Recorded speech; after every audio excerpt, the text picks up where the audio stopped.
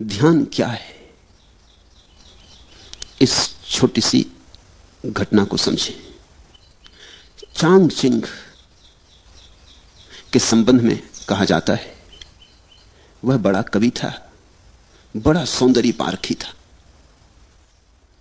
कहते हैं चीन में उस जैसा सौंदर्य का दार्शनिक नहीं हुआ। उसने जैसे सौंदर्य शास्त्र पर, एस्थेटिक्स पर बहुमूल्य ग्रंथ लिखे किसी और ने नहीं लिखे। वो जैसे उन पुराने दिनों का क्रोशे था। 20 साल तक वो ग्रंथों में डूबा रहा, सौंदर्य क्या है इसकी तलाश करता रहा। एक रात, आधी रात, किताबों में डूबा डूबा उठा, पर्दा सरकाया, द्वार के बाहर झांका, पूरा चांद आकाश में था। चिनार के ऊंचे दरख्त जैसे ध्यानस्थ खड़े थे। मंद समीर बहती थी। उस समीर पर चढ़कर फूलों की गंध उसके नासापुटों तक आई। कोई एक पक्षी, जल पक्षी, जोर से चीखा और उस जल पक्षी की चीख में कुछ घटित हुआ, कुछ घट गया। चांग चिंग अपने आप से ही जैसे बोला, how mistaken I was, how mistaken I was, raise the screen and see the world. कैसी मैं भूल में भरा था, कितनी भूल में था मैं। पर्दा उठाओ और जगत को देखो। 20 साल किताबों में से उसे सौंदर्य का पता न चला। पर्दा हटाया और सौंदर्य सामने खड़ा था, साक्षात। तुम पूछते हो ध्यान क्या है? ध्यान है पर्दा हटाने की कला। और यह पर्दा बाहर नहीं है, यह पर्दा तुम्हारे भीतर पड़ा, तुम्हारे अंतस्थल पर पड़ा है। ध्यान है पर्दा हटाना। पर्दा बुना है विचारों से, विचार के ताने बानों से पर्दा बुना है। अच्छे विचार, बुरे विचार, इनके ताने बाने से पर्दा बुना है। जैसे जैसे तुम विचारों के पार झांकने लगो, या विचारों को ठहराने में सफल हो जाओ, या विचारों को हटाने में सफल हो जाओ, वैसे ही ध्यान घट जाएगा। निर्विचार दशा का नाम ध्यान है। ध्यान का अर्थ है ऐसी कोई संधि भीतर, जब तुम तो हो, जगत तो है, और दोनों के बीच में विचार का पर्दा नहीं। कभी सूरज को उगते देखकर, कभी पूरे चांद को देखकर, कभी इन शांत वृक्षों को देखकर, कभी गुलमोहर के फूलों पर ध्यान करते हुए। तुम हो, गुलमोहर है, सजा दुल्हन की तरह, और बीच में कोई विचार नहीं। इतना भी विचार नहीं कि यह गुलमोहर का वृक्ष है, इतना भी विचार नहीं कि फूल सुंदर हैं, इतना भी विचार नहीं। शब्द उठ ही नहीं रहे, अवाक, मौन, स्तब्ध तुम रह गए हो। उस घड़ी का नाम ध्यान है। पहले तो क्षण क्षण को होगा, कभी कभी होगा, और जब तुम चाहोगे तब ना होगा, जब होगा तब होगा। क्योंकि चाह की बात नहीं, चाह में तो विचार आ गया। ये तो कभी कभी होगा। इसलिए ध्यान के संबंध में एक बात ख्याल से पकड़ लेना, खूब गहरे पकड़ लेना, ये तुम्हारी चाहत से नहीं होता है। ये इतनी बड़ी बात है कि तुम्हारी चाहत से नहीं होती, ये तो कभी कभी अनायास किसी शांत क्षण में हो जाती। तो हम करें क्या? ध्यान के लिए हम करें क्या? यही शायद तुमने पूछना चाहा कि ध्यान क्या है, कैसे करें। ध्यान के लिए हम इतना ही कर सकते हैं कि अपने को शिथिल करें, दौड़ धाप से थोड़ी देर के लिए रुक जाएं, घड़ी भर को 24 घंटे में सब आपाधापी छोड़ दें। लेके तकिया निकल गए, लेट गए लान पर, टिक गए वृक्ष के साथ, आंखें बंद कर ली, पहुंच गए नदी तट पर, लेट गए रेत में, सुनने लगे नदी की कलकल। मंदिर मस्जिद जाने को मैं कह ही नहीं रहा हूं, क्योंकि पत्थरों में कहां ध्यान। तुम जीवंत प्रकृति को खोजो। इसलिए बुद्ध ने अपने शिष्यों को कहा, जंगल चले जाओ, वहां प्रकृति नाचती चारों तरफ। 24 घंटे वहां रहोगे, कितनी देर तक बचोगे? कभी ना कभी तुम्हारे बावजूद किसी क्षण में अनायास प्रकृति तुम्हें पकड़ लेगी। एक क्षण को संस्पर्श हो जाए, एक क्षण को द्वार खुल जाए, एक क्षण को पर्दा हट जाए, तो ध्यान का पहला अनुभव हुआ। और पहले अनुभव के बाद फिर अनुभव आसान हो जाते। आसान इसलिए हो जाते कि तब तुम्हें एक बात समझ में आ जाती कि सीधे सीधे ध्यान को पाने का कोई उपाय नहीं, परोक्ष मार्ग है। तुम शिथिल रहो, आहिस्ता से चलो, आपाधापी छोड़ो। 1 घंटे के लिए कम से कम 24 घंटे में लीन हो जाओ प्रकृति में। संगीत सुनो कि पक्षियों के गीत सुनो। कुछ न हो करने को आंख बंद कर लो, अपनी सांस सुनो। बुद्ध ने तो इस पर बहुत जोर दिया। अपनी सांस को ही देखते रहो, आई गई आई गई। इसकी माला बना लो, इससे बेहतर कोई माला नहीं है। हाथ में माला लेके फेरोगे वो तो बहुत जड़ माला है। यहां जीवित श्वास चल रही, श्वास की माला फेरी जा रही, श्वास भीतर आई बाहर गई, श्वास भीतर आई बाहर गई। ये जो भीतर चक्र चल रहा है मंडल श्वास का, इसको ही देखते रहो शांत मौन से। इस पर ही टकटकी बांधे रहो और तुम हैरान हो जाओगे। किसी बहुमूल्य मुहूर्त में कभी ताल बैठ जाता है, अचानक सब एक हो जाता है। तुम मिट गए, संसार मिट गया। पहले पहले तो क्षण भर को ऐसी झलकें आएंगी, खो जाएंगी। जब खो जाएं तो फिर उनकी तीव्रता से आकांक्षा मत करना, अन्यथा वे कभी ना आएंगी। जब खो जाएं तो कहना ठीक, अब जब फिर दोबारा आएंगे फिर भोगेंगे। मगर उनके आने के लिए द्वार दरवाजे खुले रखना। ऐसा ही समझो कि सूरज बाहर निकला है, तुम अपने कमरे में दरवाजा बंद किए बैठे हो, रोशनी भीतर नहीं आती। अब सूरज को कोई गट्ठर में बांध के भीतर लाने का उपाय भी तो नहीं। सूरज की किरणों को कोई गाय बैल जैसा हाँक के भीतर लाने का उपाय भी तो नहीं। क्या करोगे? दरवाजा खोल दो, सूरज की किरणें अपने से भीतर आ जाती। कभी कभी रात होगी और नहीं आएंगी क्योंकि सूरज नहीं है, कभी कभी दिन होगा और आएंगी क्योंकि सूरज है, कभी कभी दिन भी होगा और बादल घिरे होंगे और नहीं आएंगे क्योंकि सूरज बादलों में ढका है। मगर कभी कभी मौके मिलेंगे जब दिन है, बादल भी नहीं है, सूरज प्रकट है, तो किरणें भीतर आएंगी। तुम ज्यादा से ज्यादा बाधा ना दो, बस इतना ही काफी है। मेरी बात को ख्याल में ले लेना। ध्यान को सीधा सीधा नहीं किया जाता है, बाधा ना दो। इसलिए तो मैं कहता हूं नाचो गाओ। नाचने और गाने में तुम लीन हो जाओ। अचानक तुम पाओगे हवा की झोंके की तरह ध्यान आया, तुम्हें नहा गया, तुम्हारा रोआ रोआ पुलकित कर गया, ताजा कर गया। धीरे धीरे तुम समझने लगोगे इस कला को। ध्यान का कोई विज्ञान नहीं है, कला है। धीरे धीरे तुम समझने लगोगे कि किस घड़ियों में ध्यान घटता है, उन घड़ियों में मैं कैसे अपने को खुला छोड़ दूं। जैसे ही तुम इतनी सी बात सीख गए, तुम्हारे हाथ में कुंजी आ गई। इसे इस तरह प्रयोग करो। कभी रात नींद खुल गई है, बिस्तर पर पड़े हो, अनिद्रा के लिए परेशान मत हो, इस मौके को मत खो। ये शुभ घड़ी, सारा जगत सोया, पत्नी बच्चे सब सोए, तुम्हें मौका मिल गया। बैठ जाओ अपने बिस्तर में, रात के सन्नाटे को सुनो। ये बोलते हुए झींगर, ये रात की चुप्पी, ये सारा जगत सोया हुआ, सारा कोलाहल बंद। जरा सुन लो इसे शांति से। ये शांति तुम्हारे भीतर भी शांति को झंकारेगी। ये बाहर गूंजती हुई शांति तुम्हारे भीतर हृदय में भी गूंज पैदा करेगी, प्रतिध्वनि पैदा करेगी। जब सारा घर और सारी दुनिया सोई हो तो आधी रात चुपचाप अपने बिस्तर में बैठ जाने से ज्यादा शुभ घड़ी ध्यान के लिए खोजनी कठिन है। लेकिन मैं ये नहीं कह रहा हूं कि तुम आधी रात अलार्म भर के बैठ जाओ, कभी नहीं, तो धोखा हो जाएगा। तुमने अगर इसको कोई नियम बना लिया कि अलार्म भर के 2 बजे रात उठ के बैठ जाएंगे, फिर सब गड़बड़ हो जाएगी। ध्यान तुम्हारे खींचे खींचे नहीं आता। ध्यान इतनी नाजुक बात है, तुम बुलाते हो तो संकोच से भर जाता, आता ही नहीं। बड़ी नाजुक दुल्हन है ध्यान। तुम जोर जबरदस्ती मत करना, नहीं तो बलात्कार हो जाएगा। बहुत धीरे धीरे फुसलाना पड़ता है। फुसलाने शब्द को याद रखना, ध्यान को फुसलाना पड़ता है। फिर 24 घंटे में कभी भी हो सकता है, लेकिन ख्याल यही रखना कि फुसलाना है, आयोजन नहीं करना। नहीं तो लोग हैं कि रोज 5 बजे उठाए और बैठ गए ध्यान करने, जड़ की तरह, यंत्रवत, मशीन की तरह। नहीं, ऐसा ध्यान नहीं होता। हां, तुम ख्याल रखो, थोड़ा अपने हृदय का भी भाव रखो कि जब तुम्हारा हृदय बहता हो तब चूकना मत। तब 1000 काम हो तो छोड़ के एकांत में बैठ जाना। अपने स्नान गृह में भी बैठ गए जाके तो चलेगा, लेकिन जब तुम्हें लगे कि हां अभी भीतर घड़ी आती मालूम पड़ती, विचार कुछ कम है, तनाव कुछ कम है, मन कुछ प्रफुल्लित है, आनंदित है, ये घड़ी है। लोग अक्सर उल्टा करते, जब उनका मन दुखी होता तब ध्यान करते हैं। लोग दुख में भगवान को याद करते। ये तो जब उल्टी हवा बह रही है तब बहुत कठिन हो जाएगा सुख में याद करना। इसलिए मेरे सूत्र अनूठे हैं। मैं तुमसे कहता हूं, जब तुम्हारा मन बड़ा सुखी मालूम पड़े, कोई मित्र घर आया है, बहुत दिनों बाद मिले, गले लगे, गपशप हुई है, मन ताजा है, हल्का है, खूब प्रसन्न हो तुम, इस मौके को छोड़ना मत। बैठ जाना एकांत में। इस घड़ी में सुख का सुर बज रहा है, परमात्मा बहुत करीब है। सुख का अर्थ ही होता है जब तुम्हारे जाने अनजाने परमात्मा करीब होता है, चाहे जानो चाहे ना जानो। सुख जब तुम्हारे भीतर बजता है तो उसका अर्थ हुआ कि परमात्मा तुमसे बहुत करीब आ गया।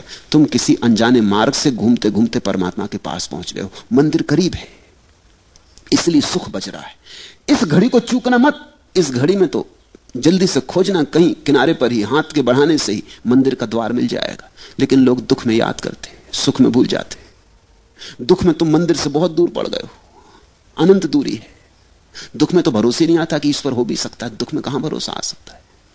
दुख में तो ऐसा लगता है संसार में कोई नहीं है।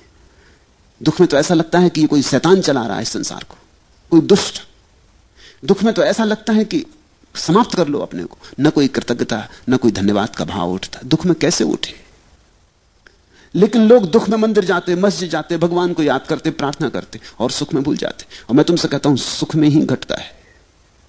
सुख के क्षण में ही तुम करीब से करीब होते हो। उस समय सरक जाना, उस समय लेट जाना जमीन पर, साष्टांग रख देना सिर भूमि पर, ठंडी गीली लान पर लेट जाना, आंख बंद कर लेना। उस क्षण सोच लेना अपने को कि मिल रहे पृथ्वी के साथ, एक हो रहे पृथ्वी के साथ। और तुम पाओगे कभी कभी आ जाती लहर, तरंग की तरह तुम्हारे भीतर प्राणों में कुछ कब जाता, कोई नई बीन बजती। धीरे धीरे पहचान हो जाएगी और धीरे धीरे तुम्हें कला आ जाएगी। तुम धीरे धीरे पहचानने लगोगे कि कब इसके होने के क्षण होते, कैसी दशा होती तुम्हारी जब ये निकटता में घट जाती है बात, और कैसी दशा होती है तुम्हारी जब ये मुश्किल होती है बात। फिर तुम पहचान पे पड़ जाओगे। तुम्हारी आत्मविज्ञा, तुम्हारा प्रतिभिज्ञा, तुम्हारी पहचान धीरे धीरे साफ होने लगेगी। पहले तो अंधेरे में टटोलने जैसा है, मगर ध्यान घटता है। और कभी कभी तो उन लोगों को भी घटता है जिन्होंने ध्यान के संबंध में कुछ सोचा ही नहीं। अधार्मिकों को भी घटता है, क्योंकि ध्यान की कोई शर्त ही नहीं है। छोटे बच्चों को घट जाता है, छोटे बच्चों को ज्यादा घट जाता है बजाय बड़ों के। तितली के पीछे भाग रहा बच्चा, सुबह का सूरज निकला, भागा जा रहा तितली के पीछे, सब भूल जाता है, तितली ही सब हो गई, उसे याद ही नहीं रहती, खुद भी तितली जैसा उड़ा जा रहा। उस घड़ी ध्यान की झलक मिल जाती। लोग जीवन भर याद करते हैं कि बचपन में बड़ा सुख था। किस सुख की याद है ये? क्या तुम सोचते हो बचपन में तुम्हारे पास बहुत धन था? नहीं था, जरा भी नहीं था। 2-2 पैसे के लिए रोना पड़ता था, 1-1 पैसे के लिए बाप और मां के मोहताज होना पड़ता था। धन तो नहीं था। कोई बड़ा पद था? कहां से होता पद? सब तरह की झंझटें थी। स्कूल कारागृह था, जहां रोज रोज बांध के भेज दिए जाते थे, जहां बैठे बैठे सिवाय परेशान होते थे, कुछ समझ में ना पड़ता था। और हर कोई दबा देता था, बल भी नहीं था, हर एक छाती पे सवार था। तो बचपन में सुख कैसा था? न धन था, न पद था, न प्रतिष्ठा थी, न कोई सम्मान देता था। सुख हो कैसे सकता था? सुख कुछ और था। तितलियों के पीछे भागने में ध्यान की किरण उतर आई थी। सागर के किनारे शंख-सीप बीनने में परम आनंद का क्षण उतरा था। कंकड़ पत्थर बीन लाए थे और समझे थे कि हीरे ले आए, और किस चाल से मस्त होकर आए थे। कुछ भी न था हाथ में, लेकिन कुछ ध्यान की सुविधा थी। मेरे देखे बचपन में ध्यान के अतिरिक्त और कोई सुख नहीं है। तुम भूल गए हो, तुम्हें इतनी भर याद रही कि बड़ा सुख था। अगर तुमसे कोई पूछे कि बताओ क्या क्या सुख था, तो तुम मुश्किल में पड़ोगे। और ध्यान की तो तुम्हें याद ही नहीं, ध्यान शब्द ही अपरिचित हो गया है। बच्चे को ऐसा पता भी नहीं था कि यह ध्यान है, पर पता होने से क्या होता है? तुम्हें पता हो कि सोना है या नहीं, इससे क्या होता है? सोना सोना है। जैसे जैसे तुम बड़े होते गए वैसे वैसे ध्यान छूटता गया, क्योंकि तुम विचारों में ज्यादा पढ़ते गए। विचार का शिक्षण दिया गया है, स्कूल, कॉलेज, यूनिवर्सिटी सब विचार सिखाते। अभी तक मनुष्य जाति का ऐसा अभागापन है कि कोई विश्वविद्यालय ध्यान नहीं सिखाता। विचार, धीरे धीरे तुम विचार से भरते गए, चिंताएं चिंताएं। तुम चूक ही गए वो छोटे छोटे क्षण जब पर्दा हट जाता था, अपने से हट जाता था। तुमने देखा बच्चे कैसे प्रमुदित मालूम होते हैं, छोटे छोटे बच्चे जिनके पास कुछ भी नहीं है, कोई कारण नहीं प्रसन्न होने का, अकारण प्रसन्न है। वो अकारण प्रसन्नता ध्यान है। देखा एक छोटा बच्चा अपने झूले में पड़ा है, कुछ नहीं चूसने को अंगूठा चूस रहा है, और कैसा प्रसन्न मालूम होता है। ऐसा प्रसन्न मालूम होता है कि सिकंदर भी ना रहा होगा प्रसन्न, अकबर और अशोक भी ना रहे होंगे ऐसे प्रसन्न, बड़े से बड़े साम्राज्य के मालिक ऐसे प्रसन्न ना रहे होंगे। इसके पास कुछ भी नहीं, या तो अपने हाथ का या पैर का अंगूठा डाले चूस रहा, लेकिन कुछ घट रहा है। अभी पर्दा खुला ही है, अभी विचार उठते ही नहीं, अभी भीतर की बीन बज रही है। यहूदियों में एक कथा है, कि जब कोई बच्चा पैदा होता है तो देवता आते और उस बच्चे के सिर पे हाथ फेरते ताकि वो भूल जाए उस सुख को, जो सुख परमात्मा के घर उसने जाना था। नहीं तो जिंदगी बड़ी कठिन हो जाएगी। दयावश ऐसा करते हैं, नहीं तो जिंदगी बड़ी कठिन हो जाएगी। अगर वो सुख याद रहे तो बड़ी कठिन हो जाएगी तुलना में। तुम फिर कुछ भी करो व्यर्थ मालूम पड़ेगा। धन कमाओ, पद कमाओ, सुंदर से सुंदर पत्नी और पति ले आओ, अच्छे से अच्छे बच्चे हो, बड़ा मकान हो, कार हो, कुछ भी सान न मालूम पड़ेगा अगर वो सुख याद रहे। तो यहूदी कथा कहती है कि एक देवता उतरता करुणावश और हर बच्चे के माथे पे सिर हाथ फेर देता है। उस हाथ के फेरते ही पर्दा बंद हो जाता, उसे भूल जाता परमात्मा। सुख भूल गया, फिर ये जीवन के दुखों में ही सोचने लगता है सुख होगा। उस पर्दे से खोलना है जो देवताओं ने बंद कर दिया। मुझे तो नहीं लगता कि कोई देवता बंद कर दे। देवता ऐसी मूढ़ता नहीं कर सकते, लेकिन समाज बंद कर देता है। शायद कहानी उसी की सूचना दे रही। माँ बाप, परिवार, समाज, स्कूल बंद कर देते हैं, पर्दे को डाल देते हैं। ऐसा डाल देते हैं कि तुम भूल ही जाते हो कि यहां द्वार है, तुम समझने लगते दीवार है। ध्यान का अर्थ है इस पर्दे को हटाना और इसे अनायास होने दो। इसे कभी कभी तुम्हें पकड़ लेने दो, और जब तुम्हें यह तरंग पकड़े तो लाख काम छोड़ के बैठ जाना, क्योंकि इससे बहुमूल्य कोई और काम ही नहीं। रात हो कि दिन,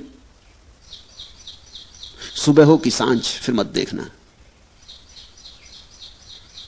कुछ चूकोगे नहीं तुम, कुछ खोएगा नहीं, और अपूर्व होगी तुम्हारी संपदा फिर।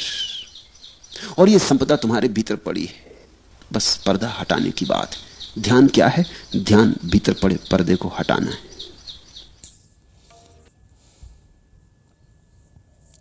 ध्यान, मेडिटेशन एक गहरी मानसिक अवस्था है जिसमें व्यक्ति अपनी चेतना को वर्तमान क्षण में केंद्रित करता है या मन को शांत करता है। आत्म जागरूकता बढ़ाने और आंतरिक शक्ति प्राप्त करने की एक विधि है ध्यान। ध्यान का अर्थ होता है कि धारण करना या एकाग्र होना। यह ध्यान विचारों, भावनाओं और आंतरिक ऊर्जा को समझने की प्रक्रिया है। ध्यान के कुछ मुख्य प्रकार हैं। पहला है साक्षी ध्यान। इसमें विचारों को बिना किसी प्रतिक्रिया के देखना पड़ता है। दूसरा है मंत्र ध्यान। किसी शब्द या ध्वनि जैसे ओम, राम, राधा कृष्ण का जप करना मंत्र ध्यान है। सांस ध्यान, यह श्वास पर ध्यान केंद्रित करना है। श्वास कैसे आती है और कैसे जाती है, इन सब पर ध्यान केंद्रित करना ही सांस ध्यान है। कुंडली ध्यान, ऊर्जा जागरण की प्रक्रिया को जगाना ही कुंडली ध्यान है। निर्देशित ध्यान, किसी मार्गदर्शक की सहायता से किया जाने वाला ध्यान निर्देशित ध्यान है। ध्यान के लाभ क्या होते हैं उसके बारे में हम कुछ बात कर लेते हैं। पहला है मानसिक शांति और तनाव मुक्ति से मुक्ति। ध्यान केंद्रित करने की शक्ति बढ़ाती है। दूसरा, आत्म जागरूकता और सकारात्मकता बढ़ाता है। ध्यान के प्रयोग से भावात्मक संतुलन और खुशहाली आती है। अब ध्यान की विधि और ध्यान का प्रयोग कैसे किया जाए। पहला, शांत स्थान पर बैठें। दूसरा है सीढ़ी रीढ़ सीधी करें और शरीर को आराम दें। धीरे धीरे सांस लें और छोड़ें। मन में अपने आने वाले विचारों को देखें, लेकिन उनसे जुड़े नहीं। ध्यान कोई तकनीक नहीं, बल्कि जीवन का एक सहज प्रवाह है। जब आप पूरी तरह से जागरूक होते हैं, वही ध्यान है। ध्यान का प्रयोग और उपयोग। ध्यान का प्रयोग मानसिक, शारीरिक और आध्यात्मिक रूप से लाभ पाने के लिए किया जाता है। यह जीवन के हर क्षेत्र में संतुलन और शांति लाने का एक प्रभावशाली साधन है।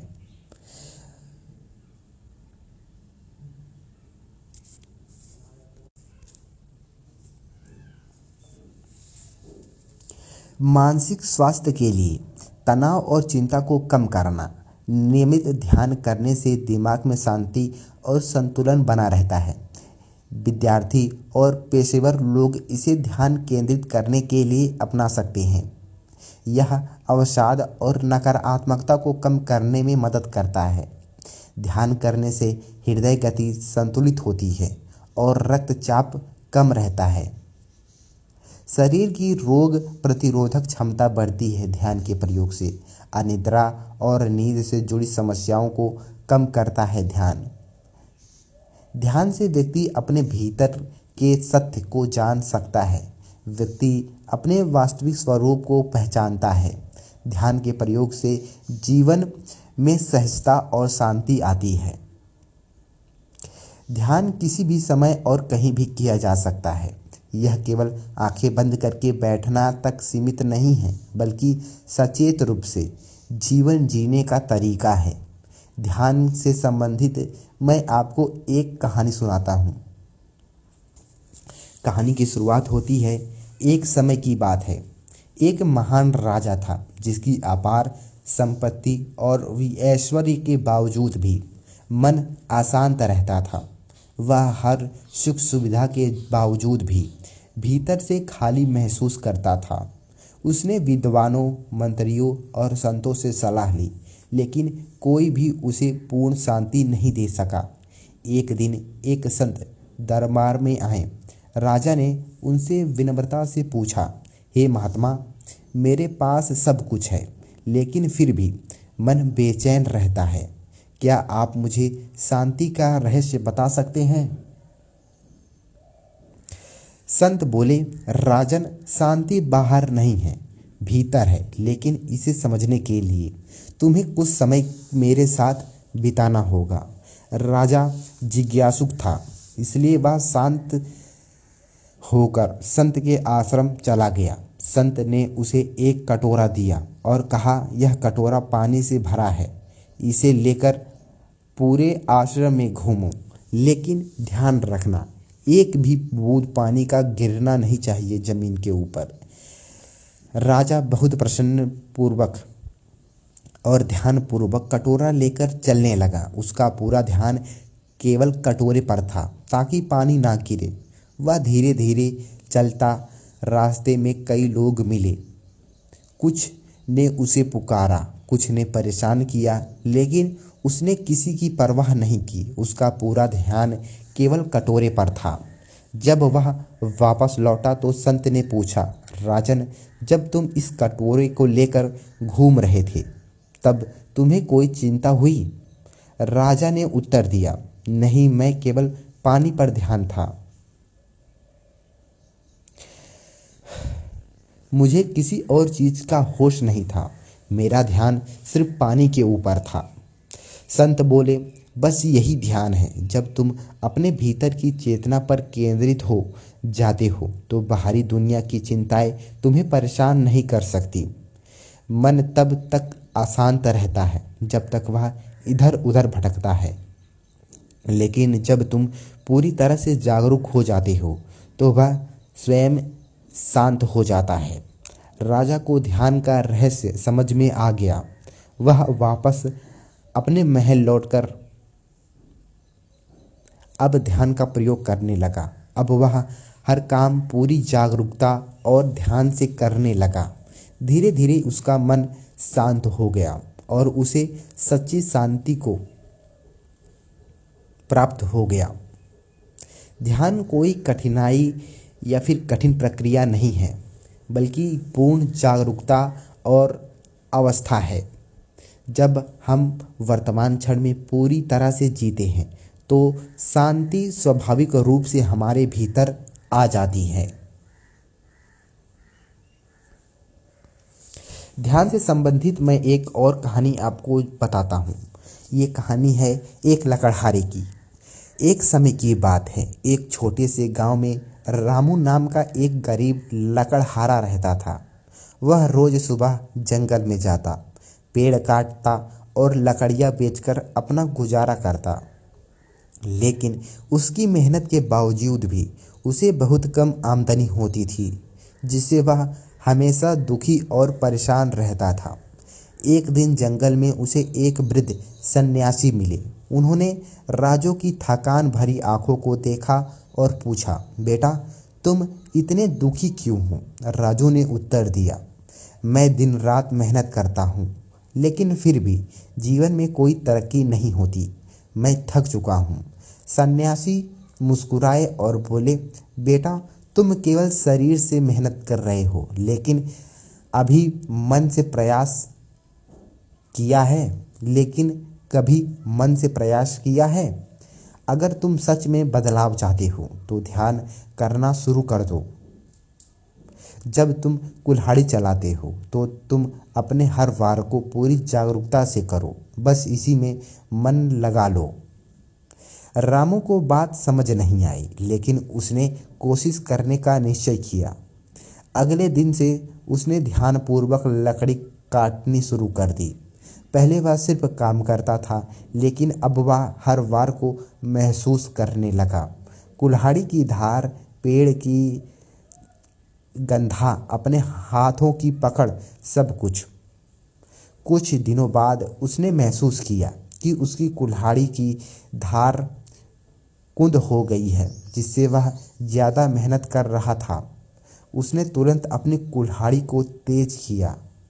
अब वही काम कम समय में और कम मेहनत में पूरा होने लगा। धीरे धीरे उसने ध्यान की शक्ति को समझा। अब वह अपनी हर प्रक्रिया को ध्यानपूर्वक करने लगा। उसकी ऊर्जा बचने लगी, उसका कार्य क्षमता बढ़ गया और जल्द ही वह पहले से ज़्यादा लकड़ियाँ काटने और बेचने लगा। उसकी आमदनी बढ़ गई और कुछ ही वर्षों में वह लकड़हारे से एक सफल व्यापारी बन गया। एक दिन जब वह उसी जंगल से गुजर रहा था, तो उसने ध्यान किया कि वही सन्यासी वहाँ ध्यान में बैठे थे। रामू उसके पास गया और चरणों में गिर पड़ा और बोला, गुरुदेव, आपने जो ध्यान का बीज मेरे भीतर बोया था, उसी ने मेरे जीवन को बदल दिया। ध्यान केवल बैठकर आंखें बंद करना नहीं है, बल्कि यह हर समय को पूरी जागरूकता और एकाग्रता से करने का तरीका है। जब हम अपने हर कार्य में पूर्ण रूप से उपस्थित होते हैं, तो सफलता और शांति दोनों हमारे जीवन में आ जाती हैं। धन्यवाद।